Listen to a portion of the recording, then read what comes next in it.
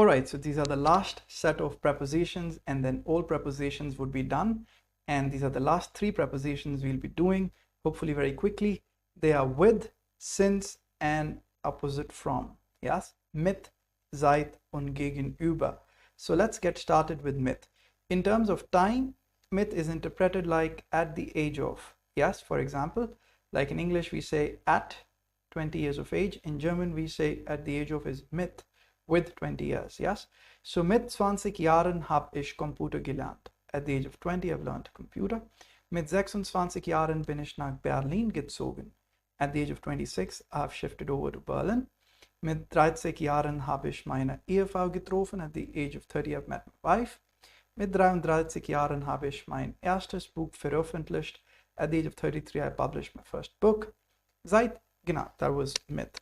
So let me not jump the bullet. And let me talk about mit a little more. In terms of general understanding, mit is just like in English, you say with. Yes, I eat pizza with cheese. Ich esse Pizza nur mit der Käse, only with the cheese. Yes, if I put a blank here and ask you what should be here, you'll say Käse is feminine, which I can tell you. So it'll be Dativ feminine. Dem, der, dem, den. So it'll be der, Dativ feminine. Yeah. I go with you to home. I go with you to home. So mit is dative, like we already know, and you is du dich dir. So we'll pick up dir. Yeah. Ich gehe mit dir nach Hause. Saying it to a friend, informal. I drive to home with the train. I drive to home with the train. So basically, mit is dative, like we all know. Zug is masculine, so dem, der, dem, den. We'll pick up dem Zug. Ich fahre nach Hause mit dem Zug. All right, I fly with the airplane in the US. So again, ich fahre mit das Flugzeug in the USA. So basically, it'll be ich fliege mit, and it'll be Flugzeug is masculine, dative, it'll be dem Flugzeug. And why did I say in the USA? Not nach USA, because USA has an article. As long as a place has an article, we can't use nach, we need to use in. That's what I did. Ich fliege mit dem Flugzeug in the USA. Fly with the airplane in the US. Okay, now since is again seit. Since yesterday I have not seen him. Seit gestern ich habe ihn nicht gesehen. Ja, or sah ich ihn nicht. I did not see him. Perfect. Or since 1 year there is no sale. Yes, so how will I say since a year there is no sale?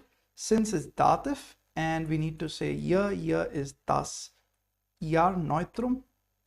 Yes, so we'll need to say dative. Neutrum is dem, der, dem, den. It's dem. So instead of dem we need to say so it'll be einem. Seit einem Jahr gibt es keinen Verkauf. Since a year there is no sales. Since a week he is not here. Ist er nicht hier. Seit das Woche ist er nicht hier. Woche is feminine. We need to write since a week. So how will we say dem, der, dem, den? We'll need to write there, but it's so we'll write einer. Since einer Woche ist er nicht hier. Since a week he's not here. Yeah. So these are the prepositions mit and seit. Pretty fast, pretty smooth. Jetzt gehen wir weiter. We go ahead und arbeiten wir mit diese Präpositionen. We'll be working with these prepositions. Okay, so the preposition is gegenüber. Gegenüber basically has no meaning in terms of time. In terms of space, it means opposite from. Now, this is one preposition which is used after the noun, just like we did entlang, along. Yeah, ich laufe den Fluss entlang. I run along the river. Yes. So similarly, gegenüber is opposite from. It's dative and it's put after the noun. For example, there is a supermarket in front. There is a supermarket in front of the bank. So what will we do? Es gibt einen Supermarkt, dash Bank gegenüber. So Bank is feminine, die Bank, gegenüber is dative. So we'll say der Bank gegenüber. Dem, der, dem, den. Der is dative feminine. So it'll be here. We will not say es gibt einen Supermarkt gegenüber der Bank. That will not be the case because gegenüber is always put after the noun. So this would be wrong. So we'll take it back and put it after the noun.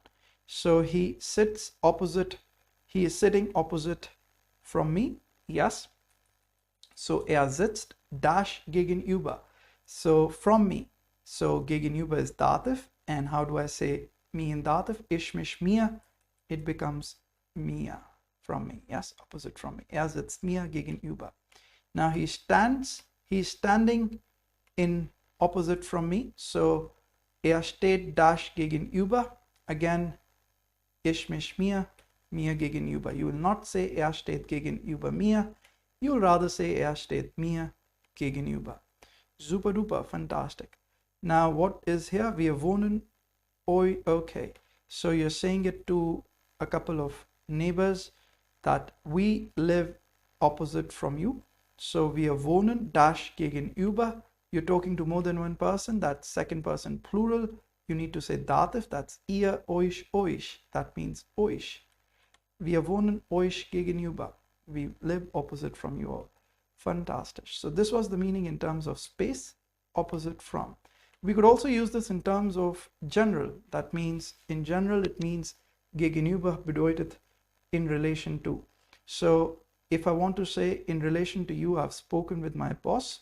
So basically I'm saying this to my friend who's looking for a job.